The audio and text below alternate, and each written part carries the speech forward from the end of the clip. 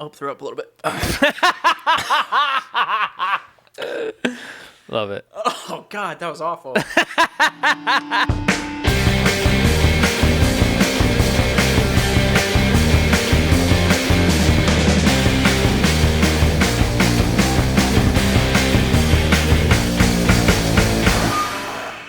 Hey, I'm Blake. And I'm Dave. And this is First Prize Films Season 2. Dave, this is the podcast where we each select a genre-specific movie separated by at least a decade and pit them against each other to find out which film for the second season in a row wins the coveted title of First Prize. What does that mean for us, Dave? Oh, it means about the same as your rising moon. Fucking nothing. So today we are fighting our way through these post-apocalypse movies. Indeed we are. I made Blake watch How It Ends, an apocalyptic movie that continually begs the question, why the fuck did that just happen? It's true. And I made Dave watch the 1981 classic Escape from New York, a film that made me certain that if society as we know it collapses, I'll still have bad fashion sense. Yeah, well... Tough times, Dave. Tough times. So if any of you guys are listeners from Season 1, our Episode 2 of Season 1 was a post-apocalyptic episode, and Yes, it was. I got a lot of shit for choosing Escape from L.A. It's not really a post-apocalyptic film in the traditional sense, and neither is this, but I feel like I owed you all a little bit of an actual good film. So I'm sorry, but I really, really like this movie. I really do. Yeah, and I picked How It Ends because I hate both me and Blake. And, Dude, fuck you, but go on. I sacrificed myself to the comedy gods for you guys to enjoy this episode. I just don't understand, because I thought we had a good thing going here, man. We did a whole season. We've been streaming, every week on Twitch. Yeah. And then, I walk into Season 2 all bright-eyed and bushy-tailed, and I get hit with a fucking nightmare that is the movie, How It Ends. Why, Yeah. dude? I liked watching movies at one point in my life. Because I remember how hard I laughed when I made you watch this for the first time. And I wanted to bring our listeners that same amount of joy. I don't. I'm miserable, and I want this episode to end already. It's ridiculous. It's such a fucking bad movie. That's a Netflix movie, by the way. Yes, it is. Yeah, this was not released commercially in cinemas, I guess. No. And I know why. Okay. We'll get into it. I will say, though, it looks pretty good. If you just, watched it without sound, you'd be like, I bet this is a pretty good movie. No, I totally agree. That's one of my notes I have. It looks like it was shot relatively competently. Yeah. That's my one good thing. And we already blew our load on it in the first 3 minutes of this podcast. So, okay, enough of this bullshit, dude. I need to get through How It Ends quicker than we did any other movie. So, please, with haste, can we get to How It Ends? Movie 1, How It Ends, 2018. All right, man, let's make this fucking snappy. Give me the synopsis for How It Ends. In the midst of the apocalypse, Will and his girlfriend's dad must travel across the country dealing with one fucking thing after the other. Will watches everyone dies or fucks off with literally no resolution at any point. Are we having a boy or a girl? You sure you want to know? Yes.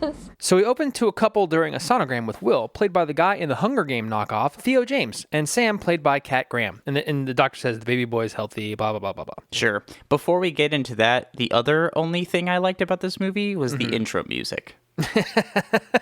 We blew right fucking past it. Now it's all downhill from here. Okay.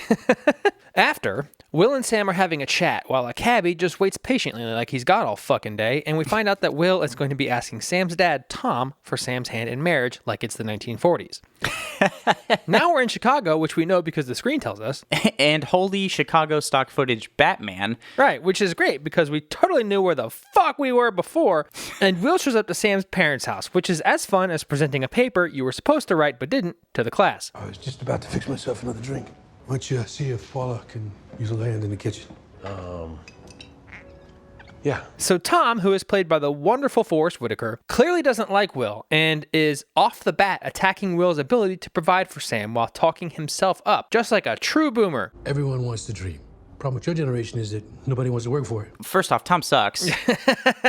Facts. Will's a fucking lawyer. He's acting like Will is like, I don't know, making minimum wage somewhere at the local grocery store or something. Right. But Will is like about to open his own practice. Also, Tom is giving off, I had to walk 9 miles up the hill both ways in the snow vibes right now. Oh my God, yes he is. I had to build my house with my bare hands, you fucking pussy. Right. When it's the right time, then I'll open my own practice. Doesn't sound like much of a plan, Will. Tom, give it a rest. So after some hostility at the dinner table, we cut to Sam waking Will up with a phone call, recapping the absolute travesty while Will hurriedly gets ready for his flight. While on the phone call, something happens in the background behind Sam. Explosions ring out, her power goes out, and the call gets cut off, but not before she says, I'm scared. Will, something's wrong. "Oh, for real? Oh. Is the sky blue also?" I couldn't tell by all the rumbling, shaking, glitchy ass video and the, oh my God, I'm scared. Right. Then we're at the airport with Will while he continually tries to call Sam to no avail when... Flight 23 to Seattle is delayed until further notice. Which is about as vague as McDonald's ice cream machine is broken thing, but anyway. Now all of the flights on the flight board get canceled, and a news report comes on the TV saying that a large seismic event has happened off the Southern California coast before the news feed glitches like it's a bad Zoom call, and then it cuts out, and so does the power. Can I cut out of this episode already? Because I know where it's going and I'm over it already. Nope. So Will takes off back to Sam's parents' place via a taxi, who he has to bribe with $200. The first cabbie was really patient, whereas this guy's like, "Oh, I'm actually going to extort you, and then we'll talk." Well, he is a cab driver. Will's here. We thought that there was a chance that you flew back. I didn't know where else to go. So when Will gets there, Tom is already getting ready to drive his not-so-happy ass all the way to Seattle when two F-22 fighter jets rip past the building, and he does his best exposition man impression and recaps what we just saw to Will, who just fucking saw all the same shit. This movie already hates us. It's not even shot interestingly. It's just like shot reverse shot of shit we already know. Right. So then he says to Will, I only have one question for you. Are you coming with me? and then he fucking turns away before Will can answer. Listen, Tom, if you didn't want the answer, why did you fucking ask?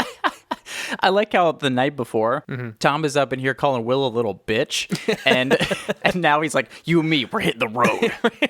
So now Paula, Sam's mom, fucks off with no resolution as Tom and Will take off to go save Sam. Yeah, bye. It's almost literally the last time we ever hear from her. So then it goes from 0 to chaos in 0.2 seconds flat when they get to a gas station and some chick approaches Will and her two hillbilly in Chicago for some reason, boyfriends, try to rob Will. The post-apocalyptic redneck gangs came out real fucking quick. Nice car, cutie.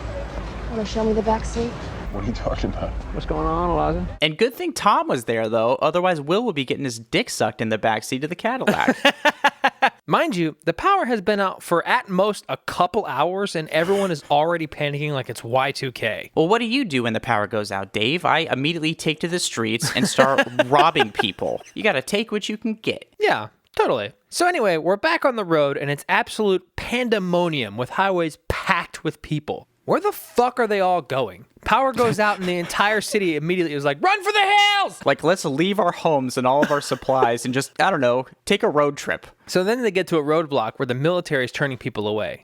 Sir, the road's closed ahead. It's a public safety issue, sir. On account of the power outage, there's no help for you out there if you get a flat or run into an accident. Oh, right, totally, because no one breaks down on the highway and abandons their car during normal times. Nope, never seen it. Not one time. So Tom gets out of the car and swings his Marine Corps dick and gets the military to let him through anyway. I guess if you served in the military at any point, they'll just fucking let you disregard safety protocols and do whatever the fuck you want during a national emergency, no matter the fact that it's definitely going to get people killed. Oh, for sure. So as they drive into Minnesota, they see a train hauling a shit fuck ton of tanks and other military vehicles. Apparently, we're not the only ones heading west. Fun fact, the United States military only has equipment in the Midwest. It's true. They have to deploy it from the literal center of the country outwards.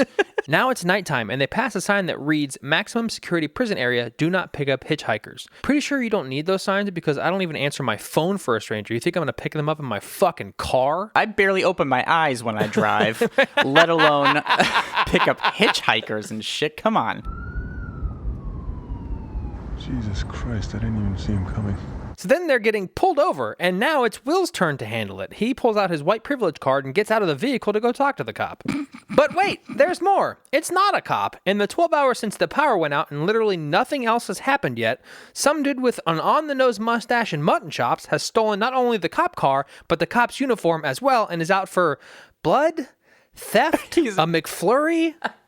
He's an 1800s looking ass president. There's already gas gangs at the pump, so I guess it makes sense that everybody now has just turned into a horrible monster. Get back in the car! Whoa. Will, get back in the car! Now we're in a car chase as Mutton Chop's man tries to run them off the road, and Tom has to teach Will how to operate and shoot the damn gun before Tom uses an abandoned sideways car in the middle of the road to get Mutton Chop's man off their tail long enough to get away with their lights off. I'm glad Tom also was a stunt driver after his days in the military. It's great. So they're slowly moving down this side road when Tom turns the lights back on, and two deer in the road scared the shit out of him as if it was Michael Myers standing there and he was Laurie Strode. And instead of just hitting the brakes, he swerves off the fucking road and they bump into the bushes on the side of the road, which knocks Will unconscious and makes his head bleed. Listen, Dave, in a world full of pilfering gangs, fake cops, and everything, deer are the real enemy here. Now, Mutton Chop's man has found them and has ditched the shotgun in favor of a revolver for some reason. I guess. And Tom pops out of nowhere like a fucking cuckoo clock and beats the man to death with a rock. He, apparates behind this man and just fucking knocks him out. Whatever, he's a ninja. Add that to the list of his former career paths, and I guess we're seeing the big picture on why he thinks Will is a little bitch. Yeah, totally. It's here we find out that the accident that had the force of a bumper car has broken Tom's ribs. Did the car punch him in the ribs with a baseball bat? Maybe. So then the pair steal the already stolen cop car to tow their car to a convenient garage on a Native American reservation as day 2 begins. So then they approach a young woman who's just cleaning an already clean car part and asks for her help. You guys got money? I ain't doing shit for free. Finally, someone who isn't in full-on 5-star GTA panic mode. Right. So Will goes to the bathroom but doesn't clean the blood off his fucking face, and when he comes out, everyone is gathered around a radio that's somehow still working, and the person talking through it is all, Are we talking World War III? Like a nuke attack that went sideways? I mean, the damn president's doing a massive cover-up. I'm glad they still get Alex Jones on the radio in the post-apocalypse. oh lord. But that's not enough, Blake, because now the birds are flying weird, which is fine because birds aren't even real. It's true. They're part of a government cover-up. We Right. all know this. Anyway, Tom's ribs are super broken, and which I still don't understand. And the young woman has fixed the car for now. You know, the one that wasn't broken. Oh, yeah. And Tom doesn't love the for now part and is like, Then maybe you should come with us. and Will looks at him like he didn't know that was in the script. Dude. They kind of set up this girl's name. Her name's Ricky. And they set up that Ricky kind of has a bad home life or whatever, and she wants to get out. But why now? During the middle of, this horrible crisis where no one knows what the fuck is going on. She's like, nah, fuck it. California sounds really nice this time of year. So clearly she's the only person with any logic and initially was like, why would I go with you two? You're shady as fuck. But then Tom bribes her with $2,000 and she's like, yeah, all right, let's do this, strange men who stole a cop car. Life-changing money. Right. Now the three load up and get back on the road with their broken but not broken car, and Ricky asks, So what kind of music you guys into? Yeah, I don't think it's that kind of road trip, Ricky. by the way, this is the first time that her name is said out loud, and it's not by her. Yeah, we've had 5 to 10 minutes of, I don't know, time escapes me in this movie. We've had a long amount of time where they're all talking and shit. She never introduces herself, and we just get this offhand line that has her name in it, and I'm like, oh, Right. I guess. So after the sun sets, they follow another car with their lights off, and we get a bunch of useless dialogue before the car they're following gets into an accident with another random car coming the other way, and it kills everyone involved. But then a third convenient car shows up with more gun-toting bandits, causing them to take off yet again, because the post-apocalypse is 24/7 drama, didn't you know? The post-apocalypse is crazy, Dave. So after a brief stop with even more useless dialogue, intense clouds appear out of nowhere, and Ricky says, Something's coming. I'm telling you, the script must have just been 200 pages of just drama in all caps. I have a point about this later, but the writing is not the strong part of this movie. So they're driving through a hurricane, apparently, and Will asks, what the fuck is this? It's fucking rain, Will. What are you, from Los Angeles? It's not an untrue statement, and whatever. Never seen a storm like this. This is crazy. After they wait out the rain under an overpass, it's day 3, and they're back to driving when they pass a radio tower, and now they can hear a broadcast with Eddie Exposition telling us the obvious again. Still no internet, still no cell service. Oh, thank God. I thought they were just taking an ill-timed technology break. I was gonna say, Tom has an excuse because he's old as fuck. The others, not so much. But then... You're gonna want to stay on the 17. I have friends in Ashland Heights. We can stop there. We can resupply. I already checked. Fucking when, Will? We've been with you the whole time, and your phone hasn't worked since you left Chicago. I hate this movie.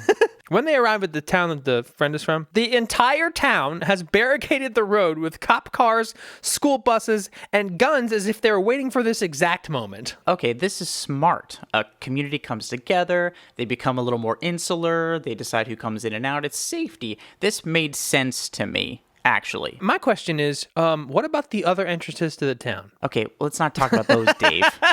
There's only one road in and out. It's a big fucking cul-de-sac, this town.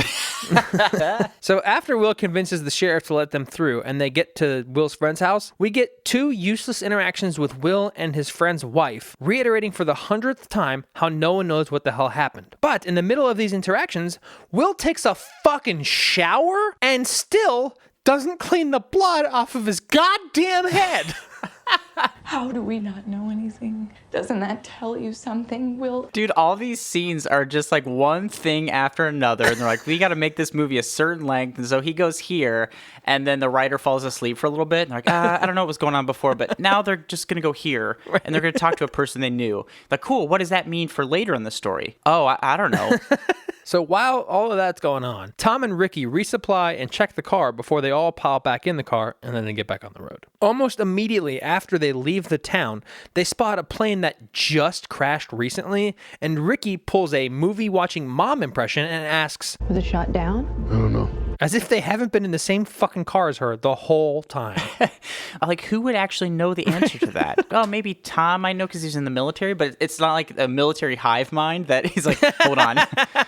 Yep, no, it was definitely shot down. Right. So now they spot one of those massive water slide things in the distance, and Tom decides that's the place to check for anything useful. He just wanted an excuse to go play on the water slides. And like, dude, what are you looking for? Inner tubes? Bathing suits? Maybe the water slide itself? It looks like fun. Yeah, sure. Anyway, once they're at this water slide that's next to a single building, Tom decides that they need to split up. Okay, and Ricky's on gas detail, and Tom and Will are going through the diner. So what are we looking for? Water, food. Be sure to get what we need. No, I thought maybe we should get things we don't need. What a stupid ass thing to say. The script's got to be a certain amount of pages, Dave. Just have him say this. Fuck it. So after Tom and Will have walked through the diner for literally 30 seconds, Ricky is outside smashing her way into a vending machine because she's already siphoned gas from multiple cars like she's the fucking Flash. I think she drank a little by accident, and now she's just all fucked up punching in vending machines and shit. Oh my God. So Tom goes to pick up the gas cans and flinches and starts coughing from his broken ribs. Now listen, I'm not a medical doctor. Wait, are you any kind of doctor? No, but still, after a full day of having severely broken ribs, now he's starting to cough? I don't know. This is starting to feel unrealistic. Oh, God. So now we're back on the road and power lines start sparking, which causes Will and Tom to temporarily have cell service? What next? The internet is going to start working again because the wind starts blowing? If you get close to electric lines, Dave, your cell phone starts working. You just get connected to the internet and shit. That's how science works. It works from sparking power lines, not satellites in space. Okay, definitely not. Yeah, read a book, Dave. Anyway, we hear Sam's voicemail to Tom, and Whatever happens, tell him. And the screen on the car's dash glitches out. Why? Why would the screen glitch out? Did a technologically illiterate uncle write this movie? Dude, that's what makes this movie so weird. Because it's not just like one little thing that you can kind of like write off like, oh, whatever. You know, you can make excuses for little things. Everything is wrong in this movie. Everything. Anyway, so Tom is like, I'm going to call Paula. And before he can, his phone emits radio static to show, oh, too late. It's not working again. I forgot to mention the uncle who wrote this is on Adderall. Jesus, We should turn around. This road's the only way over the pass. Immediately after this happens, they see a wildfire in the distance with a string of people walking single file like it's an elementary school field trip. So as they're driving through the totally real looking hellscape, they fall for that obvious con of like a lady distracting them with pleas of help and then multiple guys with guns come out of nowhere and they steal their gas. Yeah. This movie went from Sonogram to Mad Max in 3 fucking days, Blake. Like, they deserve to get robbed, though, just for the fact of how fucking stupid Will is. Like, you've seen this coming. Everybody you meet on the road has been a horrible fucking nightmare and wants to rob you or kill you or, like, fix your car or something. I don't know. But, like, why would you stop? Hey, hands up. What the fuck are you doing? It's not personal. So the bandits make off with all of their extra gas, and the 3 of them take chase. And since Tom's broken ribs are all of a sudden incapacitating him, he makes Ricky shoot out the gas bandit's tire, which causes them to flip the fucking car and roll down the street like it's a toddler that lost control of his sled in the winter. I'm not a car guy, Dave. You're the resident car guy here. Facts. Riddle me this. Sure. Would shooting out a tire on a Prius at 25 miles an hour cause it to flip? No. That's what I thought. I just wanted to know if our deranged Adderall-addled uncle who wrote this is coming down a little bit or if he's still riding that high. Nope, he's still riding Cloud 9. After the bandit's car explodes, killing everyone inside, Will, Tom, and Ricky head back off into the night. But then, Ricky makes them pull over so she can have a full-on existential meltdown about having killed those people. As if they were innocent bunny rabbits and not people that essentially left them to die. Right. So the guys decide to rest while she freaks out, and then we fast forward to the morning of day 4, and Ricky is just fucking gone. Like, she grabbed all of her stuff and fucked off into the abyss, and we never hear from her or about her again, much like a plane in the Bermuda Triangle. Dude, Ricky contributed to nothing. There's no resolution. She just is literally gone. Yep. I think the actress must have quit. She realized what fucking movie she was in. Right. But I am actually sad that Ricky, the character Ricky, is gone now. She's the only one in this movie with any bit of fucking personality at all. At all. Ricky!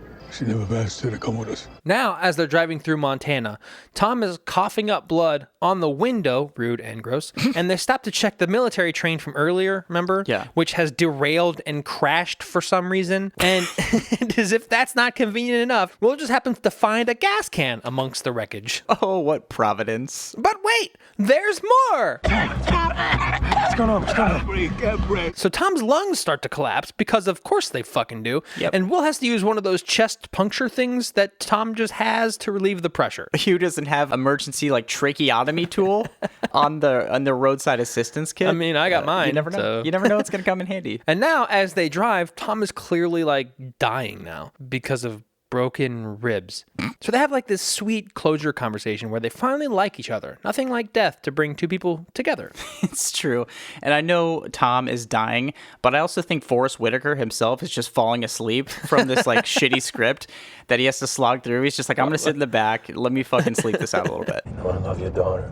If I didn't think that, I would have killed you a long time ago. Before Tom can die in peace in the back of his car, they find more bandits on a bridge, and suddenly Will is Dominic fucking Toretto, whipping the car around, shooting the gun out the window, shunting off motorcycles, and drifting the car sideways so Tom can shoot and kill the last gang member in their way. And all of this happens on the bridge! Give me the gun, Will.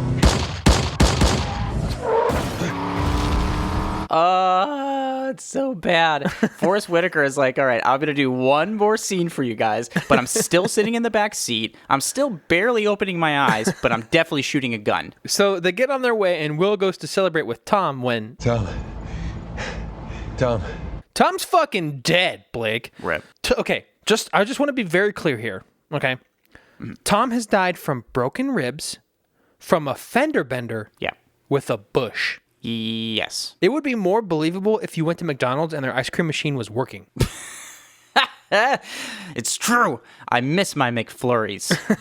Now Will has to drive around with his dead father-in-law person in the back seat, but now the car dies. Fuck! The car, that was perfectly fine for days after having no visible damage from the bush fender bender, that was fixed by Ricky, who fucked off, has now died. The car even wants out of this movie, dude. So now, Will does the only logical thing he could possibly do in this situation. He lights the car on fire with Tom's body inside. My brain feels like one of those error messages popped up. Error 404, logic not found. So now it's day 5, and Will is just walking down some gravel road, and as he is passed by a guy on a four-wheeler with like a deer on the front, I'm realizing we haven't seen Will eat in 5 days. There's something else Will has not done in 5 days, but we'll get to that in a minute. Okay, great. Somehow, back on an actual road, Will gets picked up by a cautious driver with a family in what seems to be the first good thing to happen in this movie. Where you going? I'm going west. All right, we'll take you as far as we can. Now, Will directs this man and his family to his dad's conveniently on the way, conveniently empty house and lets them keep the house and everything in it as long as he can take their vehicle because it's a 4x4. Now it's day 6, and Will continues on his way. And just to raise the stakes, he's got only 1 bullet left. But don't you fear, though, he's finally made it to Seattle.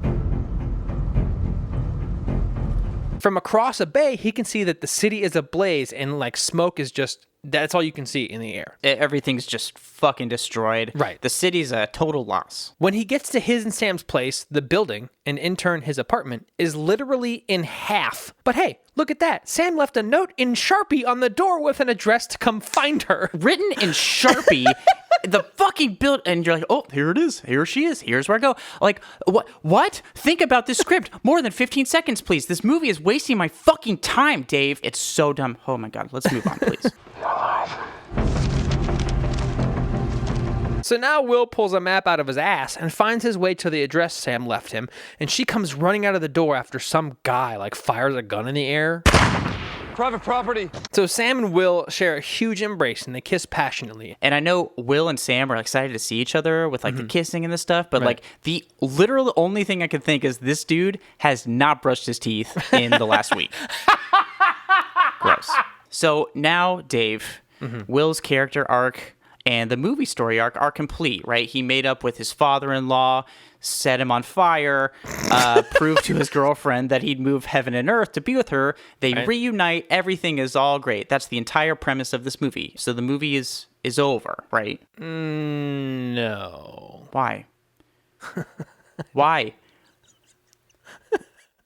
I don't know. Why, though? But it's over. Nope.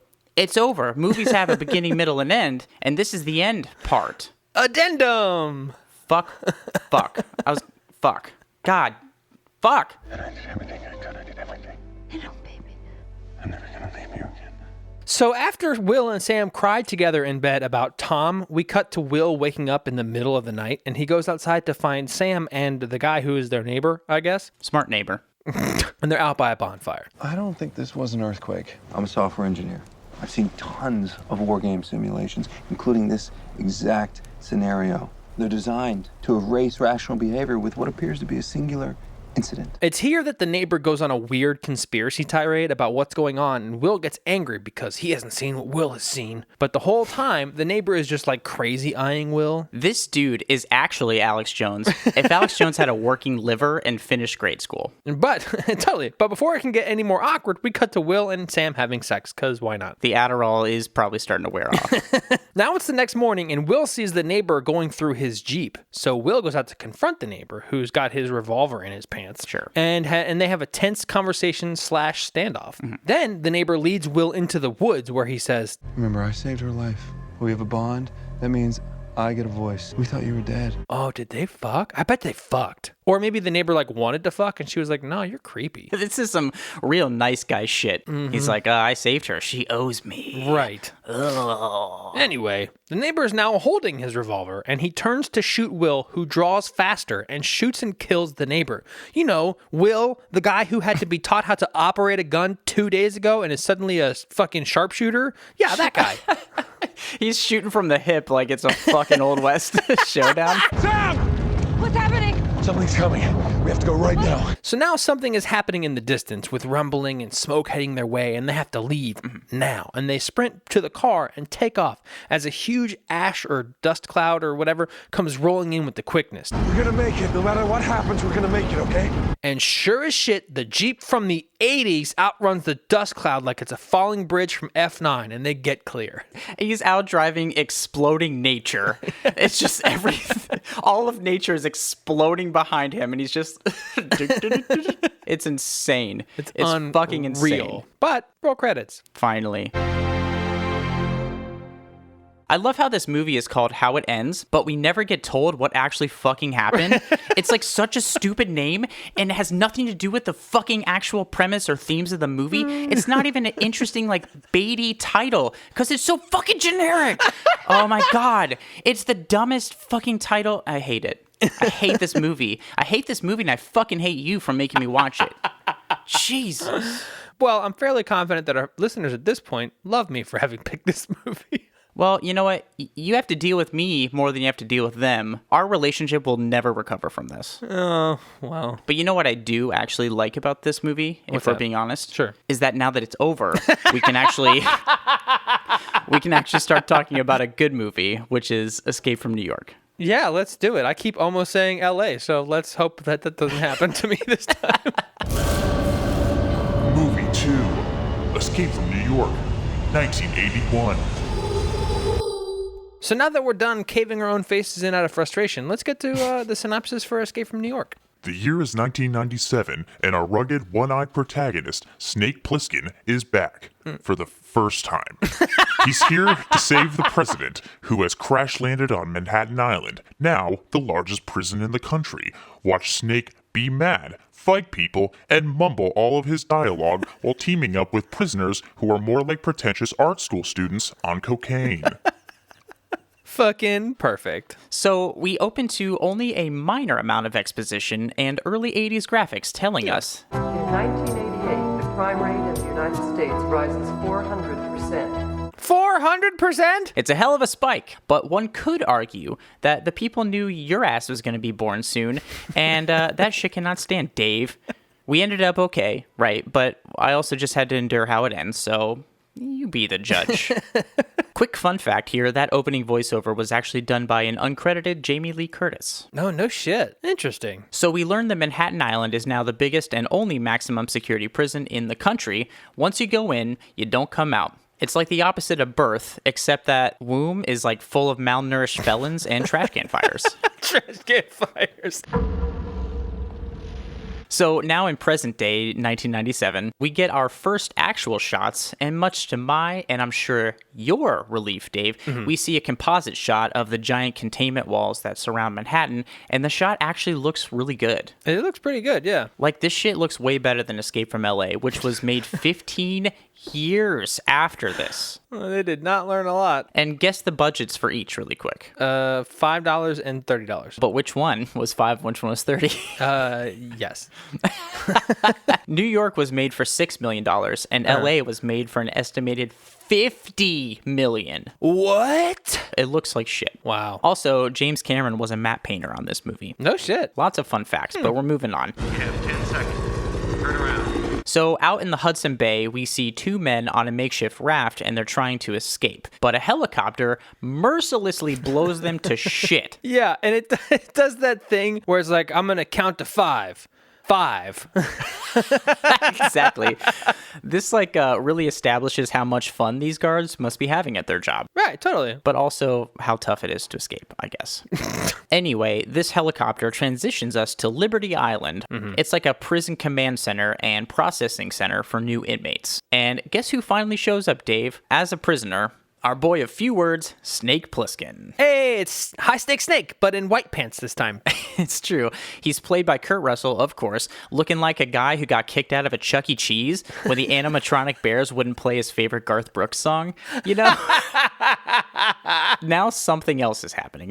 Two men discuss an unknown jet over the restricted airspace in Manhattan, which turns out to be Air Force One? Now we hear the pilot on the radio. We, the soldiers of the National Liberation Front of America, in the name of the workers, have struck a fatal blow to the racist police state. They've hijacked Air Force One, but don't bother remembering their catchy-ass name because they never come back. I don't know what's more unbelievable, that someone hijacked Air Force One or that it has an escape pod. We're going to get to the escape pod. These are essentially soldiers of the thing, for the stuff, something, fuck the president. So the president, played by the original Dr. Loomis himself, Donald Pleasance, he ain't having that shit. Get me to the pod. He handcuffs a briefcase to himself, hops in a giant red marble, and shoots himself out. It's not really clear what happens because we just see a computer line animation, but it shows us that the pod and the plane have crashed in Manhattan. Sure. If you say so, movie. It's down. It's the escape pod. Now, prison security officers led by Police Commissioner Houck fly in to find the red escape pod empty and the president nowhere to be seen. Yeah, steampunk Larry David is in charge. Yes, we get to meet one of Peter Pan's Lost Boys after doing acid for 25 years. Listen, that's one of the Lost Boys? I thought that was Peter Pan on meth. If you're not in the air on 30 seconds, he dies. Come back in, he dies. This dude is so freaky. He looks like a zombie kind of, but also a zombie that got electrocuted. A zombie who stuck his finger into a socket. So the police commissioner, Houck, he thinks this guy's bluffing, but our Lost Boy, he produces a handkerchief with the president's finger inside. Right. So Houck and his men retreat, and now they need a new plan, a better plan, a plan with more attitude, Dave, led by a guy who definitely fucks Snake Plissken. S.D. Plissken, American, Lieutenant, Special Forces, 2 Purple Hearts, Leningrad and Siberia. You robbed the Federal Reserve Depository. Life sentence, New York Maximum Security Penitentiary. Call me Snake. Obviously, Snake doesn't give a shit about the president or the problems that they're facing, but finds himself pretty convinced when he's offered a full pardon for his crimes, as long as he can get the president out of Manhattan alive. Mm-hmm. I do have to say, this kind of feels like a setup, though, because the president looks like a brisk walk might trigger a fatal heart attack at any moment. So we're going to have to see how this actually pans out. Also, my favorite part of this entire interaction is when Snake goes, "Get a new president." No, I laughed out loud. Savage. All right, now we're picking up steam. We get the rundown of what it's like in Manhattan now. Some of them have cars. We think they may also have a gasoline source in there. And power. The crazies. They live in the subways. But just like Escape from LA, Snake gets some weapons and gadgets to help him out along the way, notably a tracer. Sends a radio signal for 15 minutes. If you push it, we can track you on radar. And also like LA, he gets a countdown watch. He has to get the president out of Manhattan in 22 hours, heart attack free, or the capsules injected into his neck will dissolve and kill him. Well, no. They're not going to dissolve. They're going to explode. Sorry, I didn't explain that correct enough for you, Dave. Thank you. Thank you for clarifying. Apparently, in 22 hours, the president needs to make a speech at this world summit and play a tape cassette for them. That's what's in the president's briefcase that he handcuffed to himself. Right. You know anything about nuclear fusion? The survival of the human race, Pliskin. Something you don't give a shit about. Just to be clear, the fate of the human race depends on Snake fucking Plissken? I know. A nihilist with limited depth perception? Are you serious? And why is there only one copy of the tape? We've had this problem before, Dave. We've had this problem. Well, actually, I guess we have this problem later. Yeah, we have this LA. problem again eventually. This is a confusing timeline. I just don't get it. They could have made other copies. It's just a tape cassette. Anybody with a fucking Walkman could have done it. Whatever. I don't know why any of this is happening, but it's fine. Yeah, we're here. sure. We're doing it. Let's get on with it. Yeah. I'm ready. 21 hours. So Snake flies a glider onto the island and barely lands successfully on top of the World Trade Center. Listen, I didn't know it was a glider, so I'm like, what is this plane powered by? Hopes and dreams? Snake's pure sense of hatred and dread. Right. But when Snake lands on top of the building, this is when I got a real good look at his outfit now. Yeah. And I'm pretty sure he's just wearing modern day yoga pants. I think he is. They look like it, and no hate, because I'm sure that shit is breathable and flexible as fuck. Right. Not to mention stylish. And comfy. Now, we're finally on the ground, and we get to see the destroyed city. The set design here, I think, is really great, especially for a lower-budget film. Yeah, I would agree with that. Snake finds no survivors at the plane crash site, but does get a pulse reading from the president on his super future long-distance pulse reading box that they gave him. I've got his pulse. Right up ahead, moving northwest. It's essentially a president compass, so he follows it. Pretty much.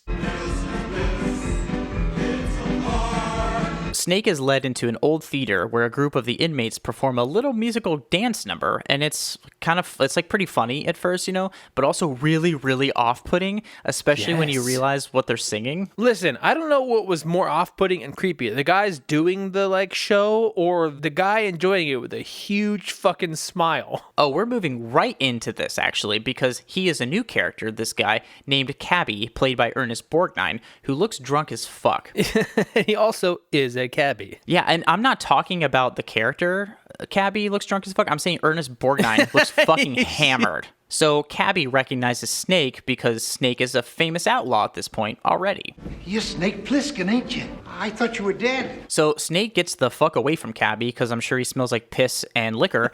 And he follows the president's signal downstairs to meet some even weirder weirdos. They try to jump him. Nice boots. Snake beats them down with bad sound effects and finds the president. Oh, actually, no, it's just another drunk guy who found the president's pulse monitor and decided to wear it. Again, fashion is still a thing in the post-apocalypse. Totally. All right, get your machine ready. I'm coming out. Pliskin, if you get back in that glider, I'll shoot you down. You climb out, I'll burn you off the wall. After a threat from Houck over the radio, Snake is back to wandering the streets looking for the president when he just decides to have a sit. I guess. He just sits down on a chair he finds. Perfect time for a sit down. But of course, now things get even stranger.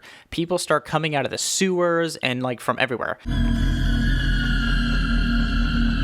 Remember the people Snake was kind of warned about in the beginning? The crazies? This is them. And I can personally confirm they are crazy. Yeah. This actually has a decent horror movie feeling and atmosphere to it. Bit, yeah. Once he gets to Manhattan. I have to say, it's really good. Snake narrowly escapes, but luckily, Cabby shows up. In a cab! Do you get it? He's a cab. Who's a cabbie? I've been driving a cab here for 30 years, and I'm telling you, you don't walk around here at night. Now, Cabby chucks a casual Molotov cocktail to keep the crazies away, and we drive off into the night. Yeah, he's a badass cabbie. Now, Snake doesn't thank Cabby for saving his ass, but he does have one question for him. Now, where's the president? The Duke got him. Everybody knows the Duke's got him. Who's the Duke? The Duke of New York, #1. The big man, that's who. I'm getting the sense that the Duke is important. What do you think, Dave? Maybe. Possibly. Could be. Well, apparently, meeting the Duke is suicide, so naturally, Snake is all about it. So Cabby brings Snake to the library, where we get to meet a guy named Brain, played by Harry Dean Stanton, who happens to do deals with the Duke. Yeah. He's essentially Snake's only way to get to the Duke. And let me be very clear here. Brain fucking sucks. Brain does suck, dude. We also get to meet Brain's quote-unquote squeeze, Yeah. a girl named Maggie. And this doesn't actually matter right now, but I have a point about this later. Okay. Maggie isn't Brain's girlfriend, per se. We're told Maggie was gifted to Brain to keep him happy. Lord. Garbage. You never told me you knew Snake Plissken, Brain? Isn't that great? Brain and Snake have a history. Brain ran out on Snake during a job in Kansas City a few years ago, and Snake is not happy about it, so now Snake has a little bit of leverage to get Brain working with him. Also, not only does everybody know Snake, Snake knows everybody. He's a popular guy, man. You see him at all the local watering holes, smoking cigarettes and fucking behind the dumpster. You want to see him sprayed all over that map, baby? Where's the president? I swear to God, Snake, I don't know. Turns out the barrel of a gun to your face is pretty convincing. Yeah. So the group of 4 all head out to find the Duke. So you work for this Duke, huh? Make gas for him, figure out things for him. They set up that it's really hard to find the Duke. Nobody knows where he is. Yet, as soon as the group leaves the library, here comes the fucking Duke himself, played by Isaac Hayes, just rolling down the street with 2 chandeliers mounted to the hood of his car. Bro, I can't tell if that's bougie or stupid. Also, I had no idea a chef had a really fucked up past before serving kids lunch in Colorado. He saw some shit, man. He was the Duke of New York, #1. Now that the Duke is rolling through here, Cabby is scared. He fucks off while Snake and Brain and Maggie, they hide. Right. So for setup, the bridges connecting Manhattan Island to the mainland are still intact for some reason. Sure. But they have mines planted all across them to keep people from getting across. Brain knows where all those mines are located. He's looking for you, Brain. What does he want? What's my diagram of the bridge? When he finds out I'm with you, he's going to want my life. Snake takes this opportunity to steal one of the Duke's thugs' cars, and he, Brain, and Maggie, they take off across town to get the president. since he's apparently left unguarded by the Duke. Oh, yeah, totally. But our protagonists, they finally get to some train cars where the president is being held. Brain, he sweet talks the guards while Snake sneaks in and frees the 9-fingered President Loomis. Sorry, I meant President Heart Attack. Sure. Are you from the outside? Stop shaking. I can't. Unfortunately, they're immediately caught by the Duke and the zombie Lost Boy and brought back to the Duke's lair. He's not playing around. Actually, sorry. The only thing he does is play around.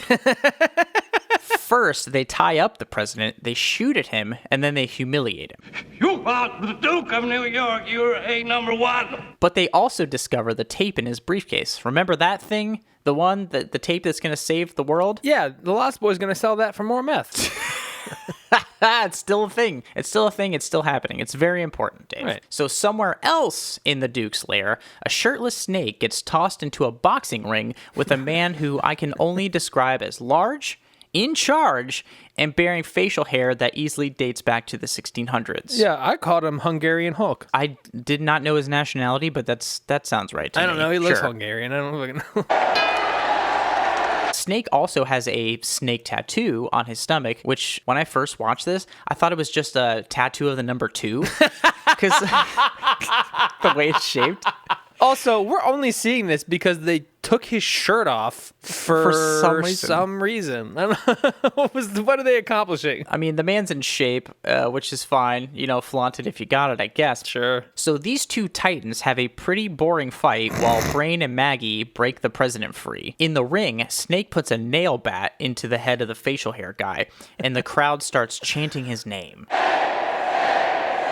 Snake also takes the opportunity to activate the tracer unit from his tool belt. Remember that? It's paying off, Dave. Yeah. Now the police can find him and hopefully the president, right? Sure. Snake takes the time to recover his shirt somehow and limps his confusingly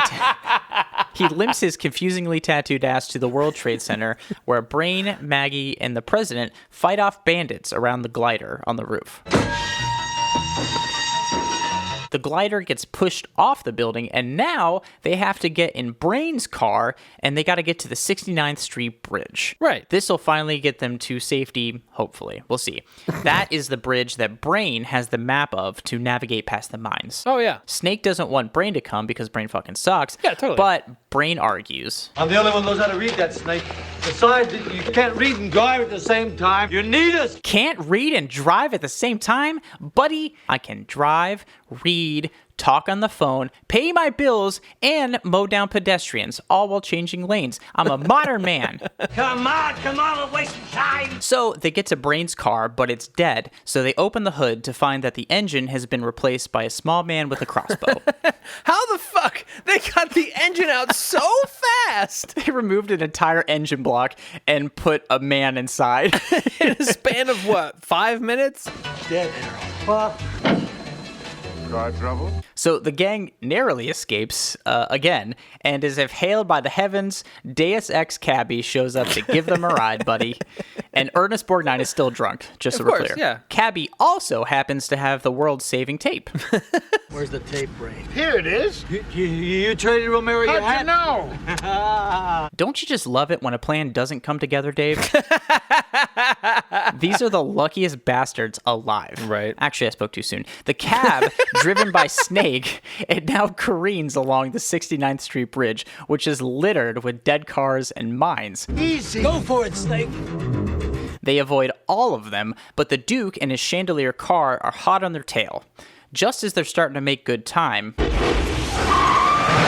they hit a mine, Dave, and it doesn't just blow the car up, it splits it in half. The cab is just split in half. You know what else splits itself in half? What's that? Cabby. Rip in pieces, my friend.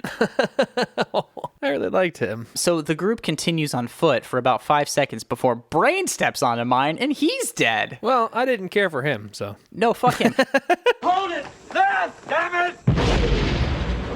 I assume John Carpenter got this far in the script and realized it had to end soon, so he just decided to kill everybody as quickly and unceremoniously as possible. Right. The deaths aren't even over, Dave. For literally no reason at all, Maggie looks at Brain's dead body and decides to stay and not go with Snake and the president to safety. Right. Why? You were literally given to Brain as a gift. Right. A literal gift. You don't owe that dude shit. Brain fucking sucks. Yeah, well, apparently Maggie liked him. Maggie, he's dead. Come on.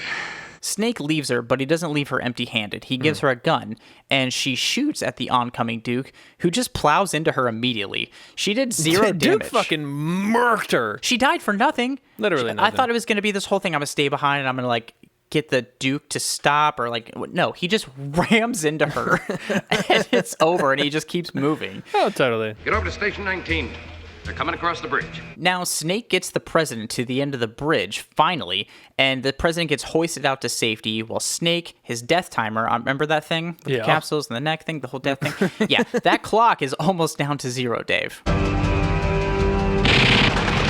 Now it's just the Duke and Snake. The Duke rushes at Snake, but Snake gets lifted up just in time for the president himself from the top of the wall to shoot the fuck out of the Duke, killing him. Listen, the president quite literally stopped hoisting up Snake so that he could kill the Duke, then just to resume hoisting up Snake. It was fucking wild.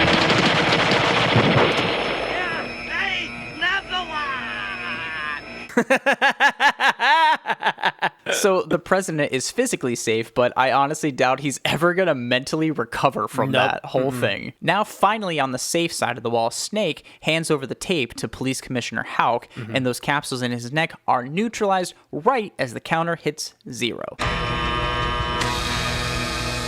Crazy. Whew. That was very close, Dave. So all is good, right? Yes. We're getting there. I want to thank you. So Snake realizes after this that the president doesn't really give a shit about him or the sacrifices that everybody made to get him free. Right. So Snake walks away and talks to Houck, who has a proposition. I've got another deal for you. I want to give you a job. We'd make one hell of a team, Snake. Name's Pliskin. Which is Snake's way of saying, fuck the police. Why? He only wants to be called the opposite of what they call him. He's just so obstinate. It's true. Good evening. Although I shall not be present at this historic summit meeting, I present this in the hope that our great nations may learn to live in peace. Now the president is on camera. He's presenting to the World Summit where he has to play the tape cassette, you know, the one that's going to save the world. Right. He puts the tape into the tape deck and presses play, and... That's right, bitches. Snake switched the tape with one of Cabby's tapes, and now he walks off. He has the real tape, and he just starts tearing it apart. He destroys it. Oh, Lord. He pulled the switcheroo just because of chaos. Some men just want to watch the world burn, Dave. Thank you, Alfred. Roll credits.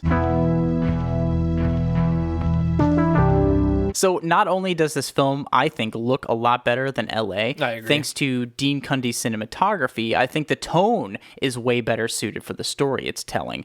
Like, yes, it's an outlandish B-movie, but I think it lets us treat it seriously because the movie takes itself seriously enough. Yeah, I would say I agree with all that. And I found myself multiple times, like, actually, like, enveloped in the movie and being like, oh, I gotta write notes. Yeah. And I did not feel that way with Escape from LA, even one time. I have few regrets in life. Escape from LA might be one of them. We'll see how the rest of my life goes. Yeah. But, you know, this, I think the acting in this is also more subdued. It's less cartoony feeling. It is very, yeah, it's I agree. atmospheric. And, like, at the end of the day, what I really need from this movie is some of those Snake Plissken yoga pants. Because they look cozy. Yeah, they look cozy, they look comfy, and who doesn't want to see Moose Knuckle, you know? Exactly. Now I just got to get a big fat number 2 tattooed on my chest, and I'll be living my own dreams. At least somebody will. So I don't know if you wanted to lose today, Dave, but We still have a couple segments left. Listen. We have to get to the Thunderdome. Don't you talk shit to me, okay? Because I'm gonna. It's like kicking a man when he's down, okay? I threw myself onto this mine and you come up and kick me in the shin. You threw yourself onto a sword, rolled over onto a landmine, and then I came and put the rest of your guts in a blender. Because this is a level of self-sabotage I have not seen in a very long time. I am good at it. Movie versus movie. Welcome to the Thunderdome.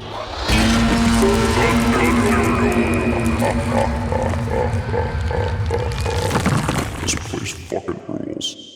All right, man, it's a new season, but here in the Thunderdome, the same rules always apply. Yes, they do. Before we watch these movies, Dave, you and I decide on 5 things that we both agree make a good genre movie. Yep. In this case, post-apocalypse movies. Yeah. So let's go through them. Sure. Number 1, we need a believable apocalyptic event. Is this apocalypse fact or cap? 2, we need exciting action. Boner-inducing explosions, perhaps? Number 3, we need tension. Yeah, are you strung out like a cord? Number 4, are there high stakes? Is it all or nothing, or bitch, you bluffing? And number 5, we need a street-smart main character or characters. You're not going to get into a strange van because they have candy, are you? So I think it's only fair, since I hate you, that you go first. Tell us why How It Ends has a believable apocalyptic event, and I can't fucking wait to hear this. Listen, this one I think I can actually do. One could say that How It Ends has a believable apocalyptic event, even if we still don't know what happened. Even if the entire nation descended into Lord of the Flies / Mad Max immediately. But honestly, I think that not knowing what exactly happened might actually lend to reality. Because if something catastrophic happened that knocked out the power to the entire country, it's feasible, nay, believable, that no one would actually know what the fuck happened. I agree with you on that point. I think it is realistic in the way that nobody knows what's going on. But the issue I have is that the movie is called How It Ends, and we have no fucking idea what's going on. It's just, I think the title does it a disservice. Within the structure of the film, fine, I guess. Right. Listen, I agree with you because it's called How It Ends, and we don't get to know how it ends. It's the worst kind of dick tease. Yeah. Actually, no, that would imply I gave a fuck. So for me, Escape from New York doesn't have a world-ending apocalyptic event, right? But I do think it's believable within the movie's universe that the crime-ridden hellscape of the late 70s New York would be turned into a prison left to rot. I mean, that shit is a fucking nightmare, and I think John Carpenter does a pretty convincing job of selling it to us, even despite the low budget and big scope of the project, right? Yeah, I mean, I guess you see, you're tricky with your words, sir. You got away with it by saying in this movie's universe, it's believable. It's like, okay. But I think that makes sense because obviously some movies are more outlandish with their apocalyptic events, but if you can believe it within the reality of the movie, I think that's enough. And this post-apocalypse New York feels very lived in, and I really bought into it. Okay, if you say so. It might not be the strongest point of the movie, but if we're getting into the stronger points of Escape from New York, we are talking about exciting action. Escape has so much exciting and weird action, which I think helps it. Like the weirdness of what's going on. Definitely weird for sure. And I think it keeps you pretty invested. Like you never know what these wacky ass inmates are going to be doing or how they're going to use like their environment to escalate the action. They might be putting on a musical or ripping off somebody's legs. You never know, Dave. You never know. And on top of that, we really are shown this world and learn about it through Snake, which this is his first time here. So when we see him discover stuff and be crafty and adapt to the environment, we also get to feel that with him. And I think that is really exciting, this discovery. Yeah, I'll give you that. But I'll say for How It Ends, this movie is nonstop, almost quite literally exciting action, even if it is ridiculous and ill-timed. And ill-paced. Anyway, one thing happens after another, and that is all like heart-pumping action. Stupid? Yes. But nonetheless, you never know if the team is going to make it out alive, or stay together for that matter. Anyway, Will and Tom walk off into the fucking woods. Will and Tom go through so many insane things. I don't think that you can argue that it's not exciting. Frustrating. Yes. Stupid? Also yes. Okay, I get that things are happening, but it amounts to nothing, which doesn't feel exciting to me. It just feels like white noise. And by the end, I don't give a shit anymore. Well, listen. Yes. Anyway, tension. So the tension in How It Ends, listen, it's there. That's for sure. Does it dissipate in every lull? Yes. Does it come back 30 seconds later? Also yes. Does it dissipate with another lull? Still yes. So it has tension sometimes for a little bit. How It Ends has the tension of a kite on a not windy day.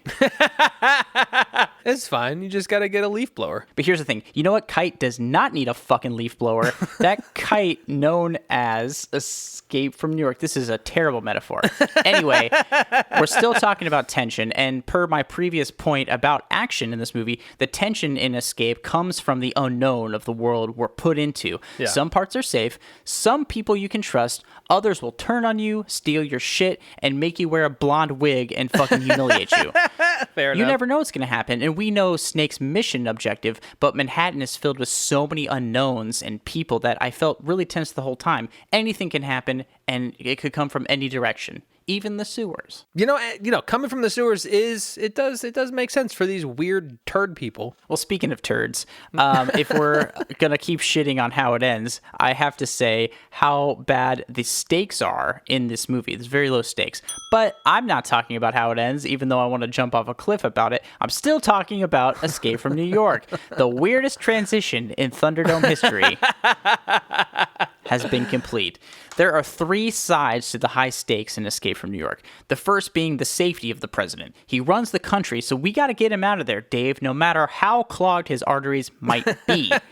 Second, the world's safety is at stake, right? Snake has to recover that cassette tape to keep the world safe. But third, and most excitingly, I would argue, Snake's own well-being is at stake. He's a nihilist, so he doesn't really care about the other 2 points. He just wants to do the job and get out alive with his freedom. It's a multi-layered steak snake salad. I don't know. It was really fun, is what I have to say about that. Well, you decided to cut the legs out from my only argument that I felt I could possibly make in this movie before I even got to it. So it's the name of the game, buddy. High stakes in How It Ends, I think, is the one thing that I would say this movie actually did decently, but only because it's not something that this movie came up with. It's just a thing in general for life. Like doing whatever it takes to get to the love of your life who is with your child is arguably the biggest stakes for a person. I get it, but also if we're going to bring the baby into this, let's bring the baby into this. The baby is a prop, essentially. The baby is a way to have higher stakes. But it doesn't mean anything. She doesn't go through any trouble with the baby. She's not scared of like, oh, I'm going to lose it, or she fell, and she's like, oh, I'm scared of the baby, and we don't get any resolution. It just is like, hey, she's pregnant, whatever. Well, I know, but see, you're going too deep into it. The only point that I could possibly make is that it's high stakes for a person to have to literally travel across the entire country after the fucking apocalyptic event just to try and save the life of the person they love and the child that they're bearing. That's a high stake. Listen, I don't like undercutting you in this stuff, but you're wrong, and this movie fucking sucks so bad, Dave. The baby isn't even shown on camera. There's no issues with it. It's so stupid, and this movie hates you, and it thinks you're stupid. Speaking of stupid, we need to get into street smart main characters. Please. Honestly, this might be, I might have a chance here at an argument. You say that every point, and it's not true consistently. I would say, honestly, Tom is a very street smart person because of his military experience and deciding to have a gun with him in the post-apocalypse. Will is also there, but but honestly, by the end of the movie, Will has kind of learned, street smarts. He isn't just getting out at random strangers clearly with a ploy to get them to stop. And also, I mean, listen. Let's be honest, okay? He learned how to be an incredible shot in 2 days by only shooting like 8 rounds. So, and I understand that you have to argue for this movie, but again, you did it to yourself. Tom is definitely the most street smart main character in How It Ends, but Tom is not street smart enough to survive a bush crash. So It only got him so far, I guess. But on the opposite side of that coin, we're talking Snake fucking Plissken here. Fucking Snake Plissken. What more really needs to be said? Actually, plenty of stuff. Yeah. The man is street smart as they come, Dave. They literally dump his ass off in New York with a gun and a couple of gadgets, and he uses his head to turn every situation to his advantage, and then uses his strength to finish the job. He can manipulate, ingratiate, and dominate every person he comes into contact with, even when he's being held prisoner. Sure. The man is the perfect post-apocalypse hero. Let's not go that far. But he is smart enough to just take a random sit down in the middle of the street. I mean, he knows when to rest his legs. I think we've made our points pretty well. You especially. Yeah, I'm very articulate today. It was an uphill battle for you, and it's not a position I envy. No. So, if we would like to, if you're okay with it. Yeah, I'm down. We should probably just move to the finish line. Let's fucking do it. Hey, look, we did it. It's the finish line. We're at the finish line. Can I go home yet? Alright. Well, we're here, and I feel about 40 years older. You are 43 now. So, in the interest of fairness here, you should go first. So, I think that Escape from New York is the better post-apocalypse movie because it fucking is. I'm not tricking anybody this time. The story of Escape from New York is a little fantastical and it is a little goofy, but it is far more enthralling than how it ends. It has far less things that make you go, what the fuck? Why is this happening? Not to mention the sheer fucking avalanche of just shit after shit after shit after shit after shit of things that happen within like the first day of power going out. That literally amounts to nothing. Quite literally nothing. Yeah. I don't know. It's a big mess. And yeah, so long story short, Escape from New York is my pick for First Prize Films post-apocalypse in season 2. That's the right choice, and I'm glad. But I have to say, Escape from New York was pretty fun, but how it ends kind of fucks, dude. I was talking shit about this movie. I really like this movie. I kind of think it's the better post-apocalypse. I'm just kidding. Oh my God, dude. Your I was like, face. no. Your face. This is not happening right now. There's no way. You're so full of shit. How it ends is such a frustrating film. And there's enough competent, like the cinematography was competent enough and stuff to where it kind of looks like a real movie. When you look at this car in the sun, in the daylight, you're like, oh, this thing's fucked, isn't it? So there's a lot of structural damage here, and it's really frustrating, and it really pisses me off, and it hates you. This movie actively hates you. It's funny you say that, the movie has, structural damage because the car in it does not, and yet it was damaged beyond repair, apparently. On the opposite side of that, and the good side of that, Escape from New York is such a fucking fun movie. It's not a perfect movie, but it's that perfect B movie, in my opinion. It's fun, there's wacky characters, but Snake Plissken is awesome. It takes itself seriously, and it does still look pretty good, especially for an early 80s film, and I think it's such a solid movie and a really fun time to watch, but at the end of the day, you leave feeling like you actually got something out of it. That's fair. You know? That's fair. And so, of course, my pick for First Prize Film has to be Escape from New York. I think we've done justice to the movie and myself and hopefully our listeners who still probably hold a grudge against me for Escape from LA. I'm sorry. I was just trying my best. We forgive you. Thanks, Dave. Sort of. It's... So at the end of the day, go watch Escape from New York, forget about Escape from LA, and cancel your Netflix subscription. Watch it for legal purposes, but don't actually watch it because we did you a service here. We have to tell you to watch it for legal purposes? Yeah. But if we're being honest here, don't watch it. Yeah, believe me, you'll enjoy yourself more having never seen it ever in your entire life, only having heard us talk about it. So That's true. It's very true. Well, time to fuck off into oblivion. Woo! Hey, First Prize listeners, welcome to Season 2. Yeehaw! Thanks for tuning in this week. Thanks for bumping lines of Adderall with us just to get through these. If you enjoyed this episode, if you enjoyed listening to us pummel our own faces out of frustration, consider subscribing to our socials. It's at First Prize Pod on all platforms, and that includes Facebook, Twitter, Instagram. We're on TikTok and YouTube as well. Also, don't forget to check out our website. It's firstpricefilms.com. Yeah, we do this for free because Forest Whitaker is dead in my back seat. But if you'd like to support us, consider rating and reviewing us on Apple Podcasts, or come hang out with us on Twitch. We stream every week talking about movies, movie news, and just chatting with everybody. It's a blast. Yeah, join us next week as nature kicks our ass with these disaster films. And it will, featuring San Andreas 2015 versus Twister 1996. See ya! Bye ya!